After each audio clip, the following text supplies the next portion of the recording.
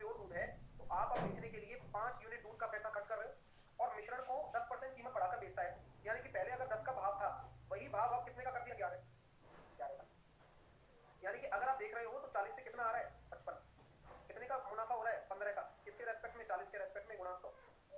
5 से कितना आ गया? 137.5। किसी को कोई भी प्रॉब्लम है तो पूछो अभी। भाई आप समझ पा रहे हो ना कि भाई दूध में पानी मिला दिया तो एक तो 4 दूध की क्वांटिटी अब टोटल 5 की काउंट होगी और 10% कीमत भी बढ़ा दी। पहले 10 रुपए ले रहे थे, अब 11 ले रहे हो। गुणा करोगे क्योंकि पहले का जो कीमत था, जो आप खरीद कीमत के हिसाब से चेक कर रहे हो, तो वह तो 40 रुपए ही है और अब कितना है? 55 रुपए। नेक्स्ट क्वेश्चन को पढ़ो। चलो, एक दुकानदार किसी वस्तु का अंकित मूल्य लागत मूल्य से 40% अधिक अंकित करता है और ग्राहक को 15% की छूट देता है और इतना वजन भी कम तोलता है। तो मैं ये कहना चाहता हूं आपसे कि वह लागत कीमत से 40% अधिक अंकित कर रहा है, यानी कि 5 से कितना? 7। ठीक है। और ग्राहक को 15% की छूट देता है। 15% की छूट देता है यानी कि 20 से 17। बोलिए यहां तक कोई दिक्कत? भाई दोनों चीजें लगा दी आपने। अब 1 किलोग्राम के बदले 700 ग्राम तोलता है, यानी कि क्या मैं कह सकता हूं 10 की बजाय 7 ही तोलता है? लेकिन ये तो वजन का रेशो है, तो वेट का रेशो, सॉरी प्राइस का रेशो 7 से 10 हो जाएगा। ये लाइन ऑफ कंक्लूजन आ गई। लाइन ऑफ कंक्लूजन के ऊपर क्रॉस काट सकते हैं, आमने सामने भी काट सकते हैं। तो 5 दूनी 10 से कितना आ रहा है? 17। कितने परसेंट का लाभ हो रहा है? 7 का 10 के रेस्पेक्ट में गुणा 100, तो 70% आपका क्या हो गया? प्रॉफिट हो गया। कोई दिक्कत? अगला क्वेश्चन करेंगे, ट्राई करिए आप।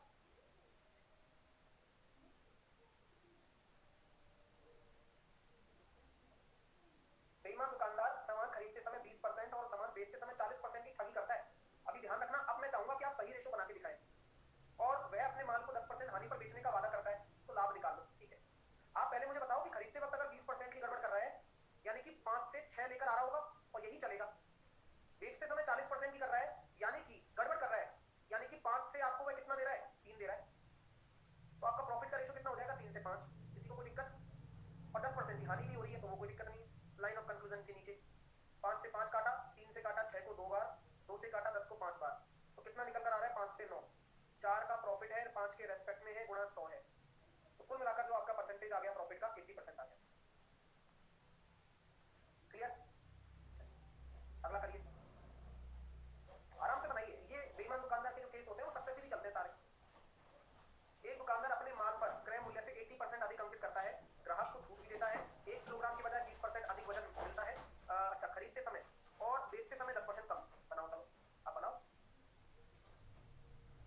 देखो सर, देखो क्रय मूल्य से 80% अधिक अंकित कर रहा है, यानी कि 5 से 9, फिर 25% की छूट दे रहा है, यानी कि 4 से 3। अब देखना बेचते वक्त क्या कर रहा है? 20% ज्यादा लेकर आता है, यानी 5 से 6। बेचते वक्त में कोई दिक्कत नहीं है, लेकिन खरीदते वक्त में 10% कम, तो 9 से 10। किसी को कोई प्रॉब्लम है क्या? लो, कुछ भी नहीं है, आराम से जमाओ। अब आप देख लो, 5 से काटा मैंने इसको 2 बार, 2 से देखा मैंने इसको 2 बार, 3 से देखा मैंने इसको 3 बार, 3 से देखा मैंने इसको 2 बार और 2 से काटा मैंने 2, तो 5 से 9 आ रहा है। तो डायरेक्टली आपको दिख रहा होगा 80% का प्रॉफिट हो रहा है। मजा आ गया? तो आप यहाँ डायरेक्टली कह सकते हो कि सर ये जो लाभ हो रहा है ये 80% है। ठीक है, कोई दिक्कत? अगला करके बताओ। आप ट्राई करो, अपने आप आ जाएगा। सर लास्ट का 9 से 10 कैसे होगा? सर 10 9 होगा ना। वो भी यार मतलब क्या बताऊं तुम्हें यार, मतलब मैं तो समझा के थक गया हूं तुम्हें, लेकिन ये बुद्धि है कि काम ही नहीं करती है तुम्हारी। भाई 10% कम वजन तोड़ रहा है ना, तो बेचते वक्त तो आपको उल्टा रेशो लेना है।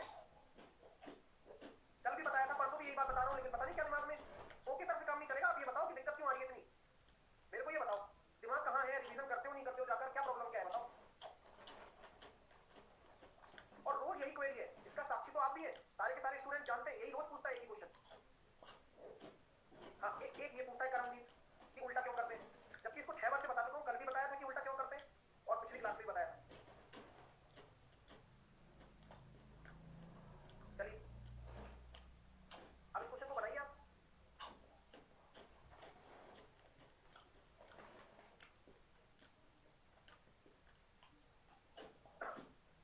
एक दुकानदार अपने माल पर क्रय मूल्य से 20% अधिक अंकित करता है, तो 5 से 6 यहाँ से आ गया।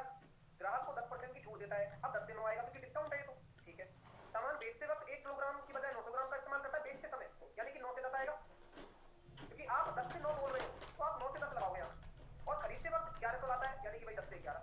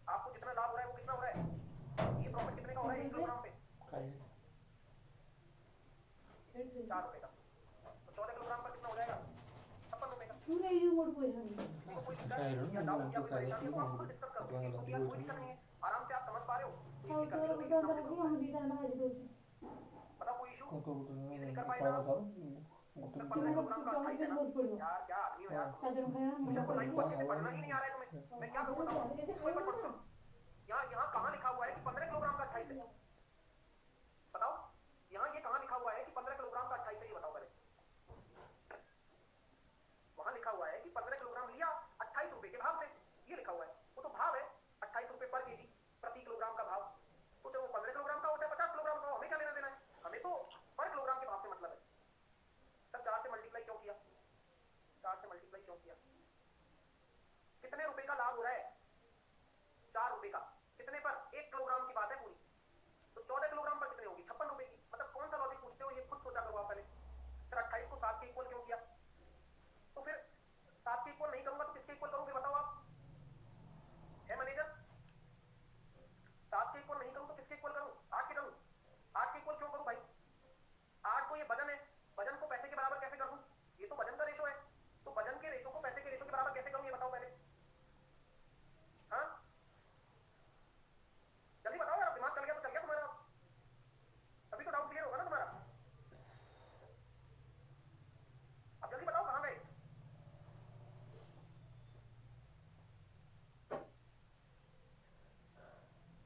वही बात है, बार बार यही बात समझाई जा रही है आप लोगों को कि वो वजन का रेशो है, अब जब आप पैसे की बात करोगे तो प्राइस का रेशो उल्टा हो जाता है, बस क्लियर है। नेक्स्ट अगला क्वेश्चन करके बताओ फिर,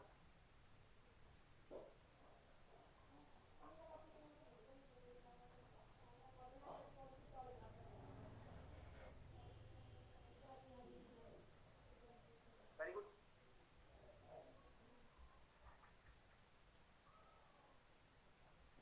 एक व्यापारी 20 किलोग्राम 400 रुपए में बेचता है, 20 किलोग्राम चीनी 400 में बेचता है, एक ग्राहक 20% छूट मांगता है, वह इसके लिए सहमत हो जाता है और 1 किलोग्राम की बजाय 4% कम चीनी देता है, ठीक है, ठीक है। अब यहाँ प्रभावी छूट कितनी है ये पूछा गया है। अब छूट तो आनी है, यहाँ लाभ आ सकता था क्या, सोचो सर, लाभ तो कैसे भी आ नहीं सकता यहाँ पर, रीजन लाभ के लिए तो हमें क्या चाहिए, क्रय मूल्य और विक्रय मूल्य, अब यहाँ तो छूट है, छूट किस पर दी जाती है, अंकित मूल्य पर, तो यहाँ अंकित मूल्य से शुरुआत हुई है तो छूट ही आएगी। अब क्या बोला जा रहा है सर, 1 किलोग्राम की बजाय ऐसे ऐसे 4% कम चीनी देता है,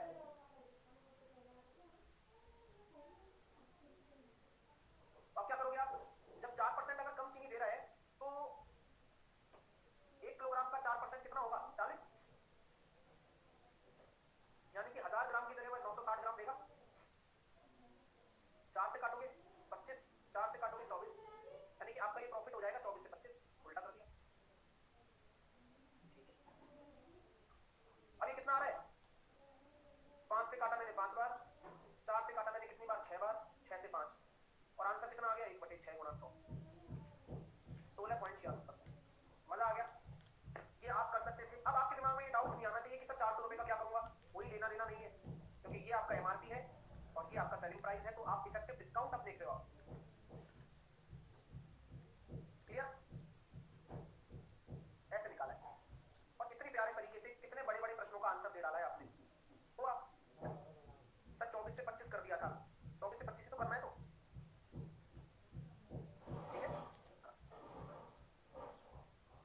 अगला क्वेश्चन देखिए आप, अगली फाइल, फाइल नंबर 9, किसी ने बनाई या नहीं बनाई पहले तो ये बताओ, अगर बनाई तो अच्छी बात है, नहीं बनाई तो कोई बात नहीं, एक एक क्वेश्चन को अच्छे से समझाया जाएगा आपको, इस बार का जो तरीका है वो मेरे को ज्यादा फ्रूटफुल लग रहा है, आप हर एक फाइल को बना रहे हो, बेसिक आपका ऑलरेडी कवर है और क्वेश्चन के हिसाब से आप टाइप बाय टाइप करते जाइए। अब आपके सामने ये प्रश्न है ना, एक बार ट्राई मारिए, चलिए भाई प्रश्न आपके सामने रखा हुआ है, मैंने इसको ट्राई मारिए एक बार और ट्राई मारते रहिए बस, क्योंकि फिर मैं सिखाऊंगा कि कैसे आप इसको कर सकते हो।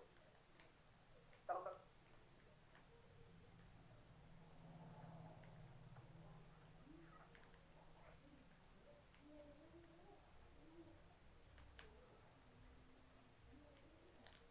₹500 के अंकित मूल्य का, 500 रुपए के अंकित मूल्य का एक बल्ला 20% की छूट पर बेचा जाता है, दुकानदार 40 रुपए की गेंद भी मुक्त कर देता है और अभी भी इतने % का लाभ कमा रहा है दुकानदार।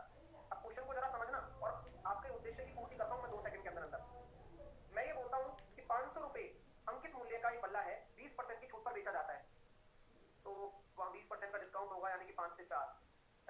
कीमत अगर 500 रुपए है, वह 400 में बेचा जा रहा है। दुकानदार 40 रुपए की गेंद मुक्त कर देता है और अभी भी इतने का लाभ हो रहा है उसको, यानी कि वह 400 रुपए नहीं दे रहा, वह 40 रुपए की गेंद भी दे रहा है, यानी कि 440 रुपए। इस तरह से बन पाती है बात, ठीक है। और ये होता क्या है सर, ये होता है 2/7, फिर भी लाभ हो रहा है, तो 7 से 9, ये सीटी है और ये एसटी है। अभी देखिए आप, अगर आप अपने दिमाग का उपयोग कर रहे हैं, मैं आपसे चाहता हूं कि आप अपने दिमाग का सही उपयोग करें। तो मेरा पहला प्रश्न आपसे ये है कि आपने उसको मतलब कुल मिलाकर आपको कितने का पड़ा हो, यही तो बात है भाई। जब आप क्रय मूल्य निकालना चाहते हो, अब यहाँ रेफरेंस का फर्क है।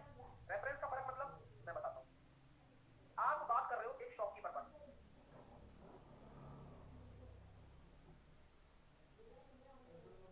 आप बात कर रहे हो एक दुकानदार पर। अगर आप दुकानदार हो, अब प्लीज आप दुकानदार बन जाओ सब लोग, ठीक है, सब लोग दुकानदार बन जाओ। क्यों? क्योंकि कॉन्सेप्ट ही वही है। 500 रुपए आपने उस बल्ले की एमआरपी रख रखी है और आपने क्या किया, 20% की छूट पर उसको बेच दिया, यानी कि आपने उस बल्ले को 400 रुपए में निकाल दिया, ठीक है। सुन रहे मेरी बात, ये एमआरपी है और ये सेलिंग प्राइस है।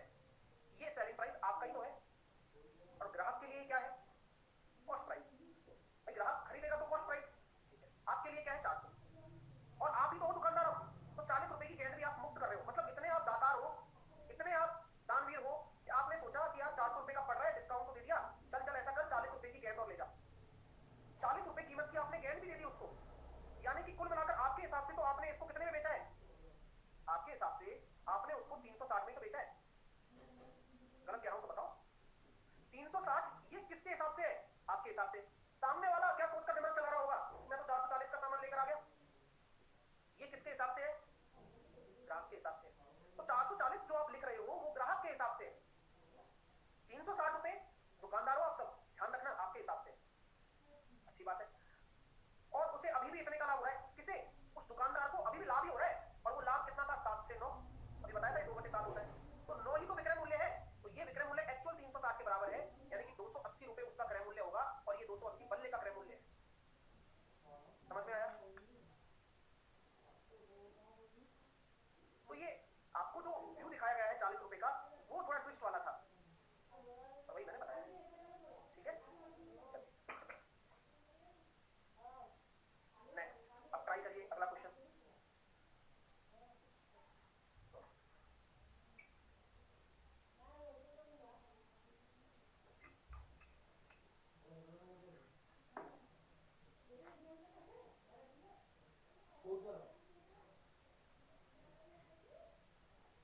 एक दुकानदार ने 10% की छूट पर 80 किलोग्राम चावल खरीदता है।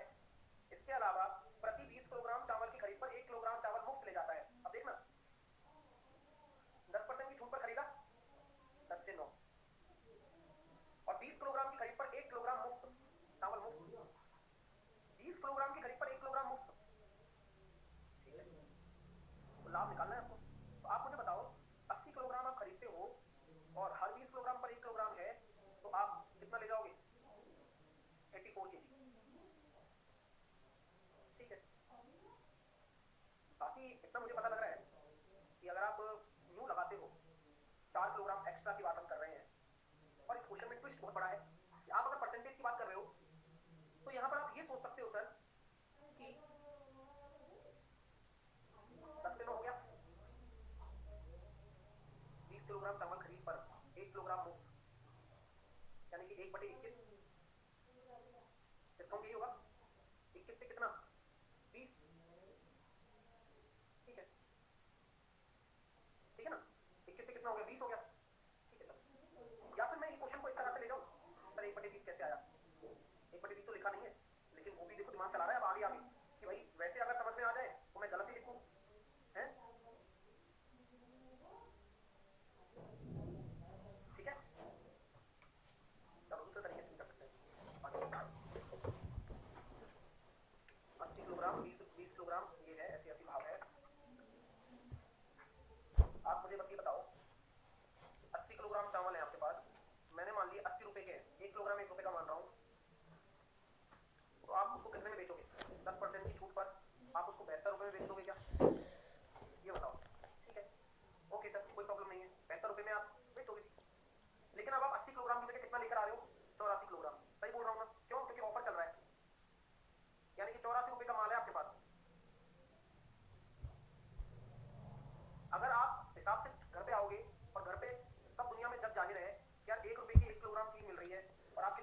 कि दोस्त मेरे भाई क्या करके ले आया तू? बोले 84 किलोग्राम लाया हूँ। अच्छा 84 रुपये का? बोले नहीं यार डिस्काउंट मिल गया था मेरे को। तो कितने का पड़ा? 72 रुपये का। भाई डिस्काउंट मिल गया था तो 72 नहीं पड़ा? तो कितने का डिस्काउंट है? 12 का। और डिस्काउंट 12 का है किस पर? 72 पर। मतलब 12 का नहीं पड़ा, 12 तो इस तरीके से आपका प्रॉफिट हो गया, आपको प्रॉफिट को निकालना है। इस पर प्रॉफिट निकाला जाता है सीपी पर। तो 72 रुपये तो आपने अदा किए इंटू 100, यानी कि 1/6 इंटू 100 16.6। अभी किसी को समझने में दिक्कत नहीं आएगी इस क्वेश्चन को। अब आप मुझे पूछ लो दोबारा से। हाँ सर 84 कैसे आया? 84 कैसे आया? आप बताओ कैसे आएगा? जो भी विद्यार्थी पूछ रहा है 84 कैसे आया, मैं उससे पूछ रहा हूँ कि कैसे आया होगा, मैंने कैसे लिख दिया होगा। कहीं कुछ क्वेश्चन नाम की भी चीज होती है क्या? आप यार दिमाग नहीं लगाते हो, बिल्कुल ही गोबर आदमी हो चुके हो यार। आपके लिए मैं तो कह रहा हूँ कि प्रॉफिट लॉस छोड़ो, आप ये नॉर्मल क्वेश्चन लेके चलो दिमाग से कि जब बाजार में कोई सामान लेने जा रहे हो आप उस तरह से सोच के चलो। फिर भी अगर तुम्हारा 84 नहीं आया ना तो डूब जाना भाई साहब। मैं राहुल तुमसे कह रहा हूँ। हाँ तुम ऐसे पूछते हो कोई भी चीज हो 84 कैसे आया, अगर सोचो ना यार कैसे आया होगा 84, वहां क्वेश्चन साफ साफ बोल रहा है। आप इस प्रॉफिट लॉस को दिमाग से निकाल दो। आप नॉर्मल सोचो आप कि 20 किलोग्राम पर 1 किलोग्राम मुफ्त मिल रहा है, आप 80 किलोग्राम खरीद रहे हो तो आप 84 किलोग्राम तो लेकर आओगे इस बार, क्योंकि ऑफर चल रहा है। क्लियर है? समझ में आ गया कॉन्सेप्ट? किसी को कोई इशू तो नहीं है? सर 72 कैसे आया? ये उचित है। 72 ऐसे आया कि भाई 80 रुपए तो नेट हो रहे थे, लेकिन वो डिस्काउंट भी तो दे रहा है आपको दुकानदार। 10% का डिस्काउंट देगा तो आपको तो 72 रुपए की पड़ेगी वो सामान। ठीक है, बस किसी को कोई भी डाउट है तो अभी एक बार दोबारा करके देखिए इस क्वेश्चन को, अभी खुद कर लो, कोई दिक्कत नहीं। एक चंद्र लोग कह रहा है बेसिक से बताओ। अरे ये बेसिक ही है भाई। अब आप ये चाहते हो माना 1 किलोग्राम चावल x रुपए का है, तो 80 किलोग्राम चावल 80x का होगा। अतः 80x 10% की छूट के साथ दुकानदार दे रहा है, तो 80 का 10% 8x होगा। तो 8x की अगर 80 पर छूट मिलेगी तो 72x में वो बेचेगा। मतलब एक लाइन की चीज को 50 लाइन में लिखने का कोई मतलब नहीं है भाई, वही लिख रहा हूँ और वही चीज है वहां जो समझाई गई है। नेक्स्ट,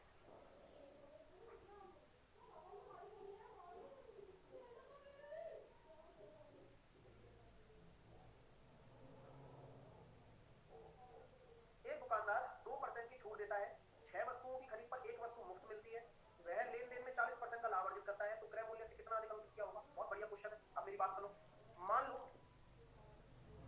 x और y मान लिया। अब ये x क्या होगा, y क्या होगा? ये x आपका सीपी है और ये y जो है आपका एमआरपी है। क्यों? क्योंकि क्रय मूल्य से कितना अंकित किया है वही निकालना है। ठीक है भाई, कोई दिक्कत? अब 2% का डिस्काउंट दे दो 100 से 98, और 6 वस्तु की खरीद पर 1 वस्तु मुफ्त, यानी कि 1/7, यानी कि 7 से 1 का डिस्काउंट है तो 6 ले जा रहा है। ठीक है, और पूरे लेन देन पर क्या हो रहा है? 40% का लाभ हो रहा है, यानी कि 100 से 140। कोई दिक्कत? बस हो गया सॉल्व। 100 से 100 कटेगा, बिल्कुल कटेगा। 14 से कटेगा 7 बार, बिल्कुल कटेगा। 7 से कट गया 7, बिल्कुल कटेगा। 2 से कट गया 3 बार, 2 से कट गया 5 बार, तो 3 इधर आ जाएगा, 5 इधर आ जाएगा, क्रॉस जाता है ना। तो एक्स और वाई का आ गया भाई 2/3 गुना 100, कितना अंकित किया हो गया? 76.76। इतनी आसानी से आपने ये प्रश्न कर लिया।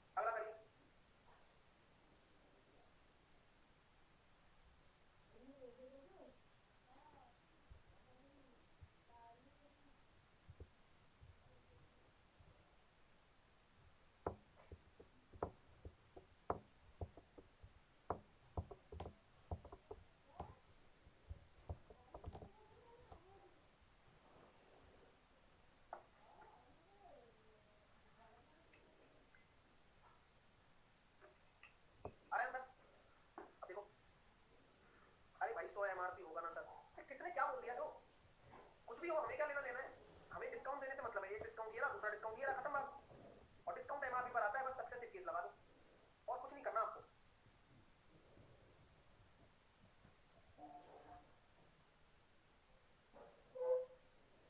चलिए, आया अंतर? एक डीलर 20% की नगद छूट प्रदान करता है, फिर भी 20% का लाभ कमाता है। अगर कोई छूट के लिए जिद करता है तो वह कोई छूट के लिए जिद करता है तो वह दर्जन वस्तुओं की कीमत पर 16 वस्तुएं दे देता है। तो ज्ञात करें कि लागत मूल्य से कितने प्रतिशत ऊपर माल सूचीबद्ध है। कर्मजीत कह रहा है आपने तो सीपी पर दिया है डिस्काउंट सर, ऐसा क्यों? कोई बात नहीं भाई, एक बार दोबारा से रिवाइज करना सब कुछ, ठीक है? ज्यादा ही बुद्धि आ गई भाई के अंदर। चलो, एक डीलर 20% की नगद छूट प्रदान करता है, ठीक है सर, फिर भी 20% का लाभ प्राप्त करता है, कोई बात नहीं। अगर कोई छूट के लिए जिद करता है तो वह दर्जन वस्तुओं की कीमत पर 16 वस्तुएं दे देता है। तो ज्ञात करें कि लागत मूल्य से कितने ऊपर अधिक अंकित किया गया है। सेम कॉन्सेप्ट है। आप क्या मान लो, एक्स से वाई मान लिया। ये एक्स और वाई क्या रिप्रेजेंट कर रहा है? ये सीपी और एमपी का रेशो है। 20% की डिस्काउंट दे दिया, यानी कि 5 से 4 हो गया। और एक डिस्काउंट ये भी रहा, कौन सा? 12 वस्तुओं पर 16 दे देता है। 12 पर 16 दे रहा है, यानी कि पॉकेट में कितनी दे रहा है? 4। टोटल घर कितनी ले जा रहे हो? 16। यानी कि आपका जो डिस्काउंट आ रहा है वो 1 का आ रहा है 4 पर, तो 4 पे 1 का डिस्काउंट यानी कि 3। अरे वाह गजब। और लाइन ऑफ कंक्लूजन के नीचे क्या हो रहा है? प्रॉफिट हो रहा है फिर भी। कितना? 20% का, 5 से 4। अब सॉल्व कर लो। 5 से ये 5 कट गया, ये 4 से 4 कट गया, 3 से कट गया 2 बार, यानी कि 1 से 2 आ रहा है। कितना अधिक अंकित किया गया है? 100%। इतना प्यारे तरीके बता रहा हूं मैं, आप बस दिमाग लगाओ अपना।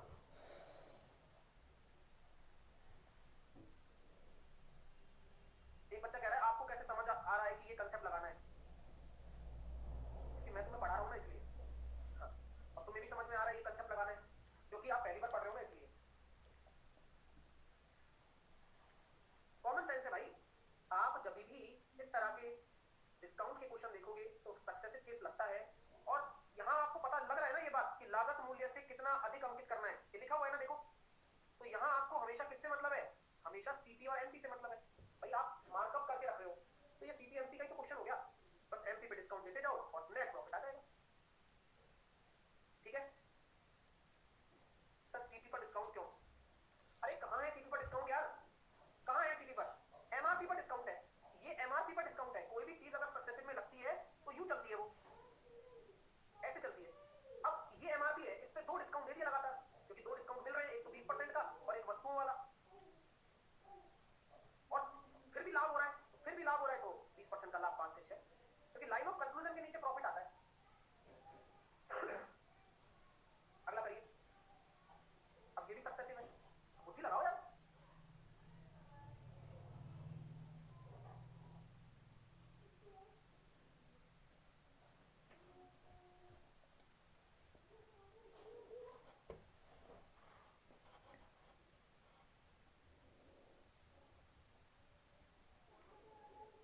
चलो आई ना बात। अब ए ने बी को 20% के लाभ पर, बी को सी को 20% के लाभ पर, सी को डी को 20% की हानि पर। अब क्या है भाई? 20% का लाभ हो रहा है 5 से 6, 20% का लाभ हो रहा है तो फिर 5 से 6, और 20% की हानि हो रही है तो फिर 5 से 4। तो क्या मैं ये कह सकता हूं कि ये 125 आ गया, सक्सेसिव है ना? और ये हो गया 36 इंटू 4, 144। अब आप मुझे बताओ सब लोग कि ये किसका रेशो है और ये किसका है? तो सर शुरुआत ए से हुई है और खत्म डी पर हुआ है, बस ये चीज है। तो सर 720 रुपये अदा करें तो 1:5 आ गया। ए ने कितने में खरीदा था? 625। तो अब आपको समझना होगा, ये भी तो सक्सेसिव है। और कैसे है देखो, ए से बी का, फिर बी से सी का, फिर बी से सी का, फिर सी से डी का, तो ये इंटरनली आपस में एक दूसरे से कनेक्ट होते हैं। फाइनल रेशो ये निकल कर आता है। सर यहाँ एक्सटेंडर नहीं लगेगा क्या? वाह क्या बात कर दी। ये तो वही वाली बात कर दी कि सर मैं रहता देश भारत देश में हूँ, क्या ये भारत देश एशिया में आता है क्या?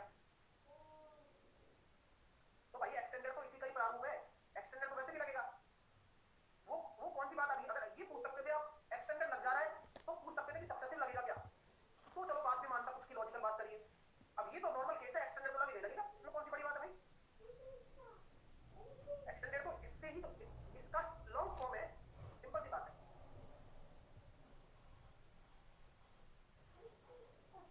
चलो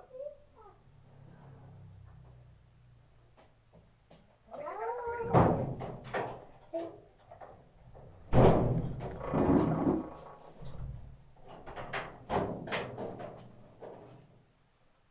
देखो कैसे करेंगे आप।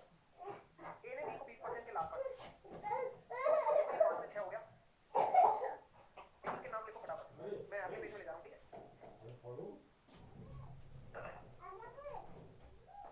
20% का लाभ ए ने बी को, यानी कि 5 से 6। 5 क्या है, ये 5 क्या है, ए का सीपी है, और ये 6 क्या है, ए का एसपी है और बी का सीपी है। बोल सकता हूँ। फिर आगे बोल रहा है कि 20% के लाभ पर फिर से, लेकिन ये किसका है, बी ने सी को 20% के लाभ पर, जैसे फिर 5 से 6, और ये 5 क्या है, ये बी का सीपी है, और 6 क्या है, ये बी का एसपी है, ठीक है, या सी का सीपी। अब 20% की हानि हो रही है डी के लिए, तो 5 से 4, ये मैं बोल सकता हूँ ये सी का सीपी है। अब ये जो 4 क्या है, ये सी का एसपी है या फिर डी का सीपी है। हर एक चीज के बारे में अब आपको पता है कि भाई ये क्यों क्यों है, क्यों नहीं है, ठीक है। अभी लॉजिकल बात आती है तो इसी को एक्सटेंडर कह देते हैं। आप यहाँ देखो कह सकते हो कि ये वाला रेशो इस वाले रेशो के बराबर होना चाहिए, अकॉर्डिंग क्या लॉजिकली भी होना चाहिए, और ये वाला 6 इस वाले 5 के बराबर होना चाहिए। अवानी कह रहा है क्यों, आपने खुद ने लिखा है कॉपी में अभी, अवानी समझकर क्यों की बात कर रहे हो भाई। ए का सीपी, बी का, ए का जो सीपी है और ये ए का एसपी है, तो ये बी इतने में तो खरीदेगा। जब ए जितने में इसको बेचेगा बी को, तो बी उतने में खरीदेगा, और जब बी सी को बेच रहा है तो बी का जो खरीद है, ये वाली खरीद और ये वाली खरीद अलग अलग थोड़ी है, एक ही तो है। अभी तो बताया था खुद नहीं आपने, ठीक है सर, यानी कि सब रेशो बराबर हो सकते हैं, प्लॉट भी लग जाएगा। संगीता कह रही ये तो बहुत टफ है, पहले समझो, टफ कुछ भी नहीं है, समझ का खेल है बस। समझ लो वो आंसर को, देखो ये आ गया, ठीक है, कोई बात नहीं। मेथड नंबर पहला, सर रेशो बराबर कर दो, आप कर देते हैं। 5 से 6 है, 6 के नीचे 5 रख दूं, और इस 6 के नीचे ये 5 रख देता हूँ, और ये रेशो किसका आ गया, ए का, बी का, सी का और डी का। ये 6 यहाँ आ जाएगा, ये वाला 6 यहाँ आ जाएगा, ये 5 यहाँ आ जाएगा, और ये वाला 5 यहाँ आ जाएगा। तो देखो क्या आ रहा है, 125, 150, 180, 144। कोई दिक्कत नहीं। तो डी का कितना था, 144 बराबर 720 रुपया, एक बराबर कितना हो गया 5, तो ए का निकल कर आ गया कितना 625, बी का कितना निकल कर आ गया 750, सी का कितना निकल कर आ गया 900, सबका निकल कर आ गया ये। और ये एक्सटेंडेड सक्सेसिव केस है, ठीक है, ये आया उसी से। सभी दूसरा तरीका वो ऐसा है जैसा 4 रेशो बराबर, इसको पता था आपको भाई, यहाँ जो दे रखा है वो डी का क्रय मूल्य दे रखा है, हाँ, तो बस 4 रेशो बराबर 720 कर दो, 1 रेशो बराबर 180, तो सी का कितना हो जाएगा 900, फिर 6 के बराबर कर दो 150, तो ये हो जाएगा 750, फिर 6 के बराबर कर दो, फिर 5 रेशो की वैल्यू निकाल लो। इस तरीका ये, ठीक है। नेक्स्ट अगला क्वेश्चन है, लगाओ दिमाग, और डायरेक्ट आप डायरेक्ट कर सकते हो, ए और अंतिम छोरों का क्वेश्चन।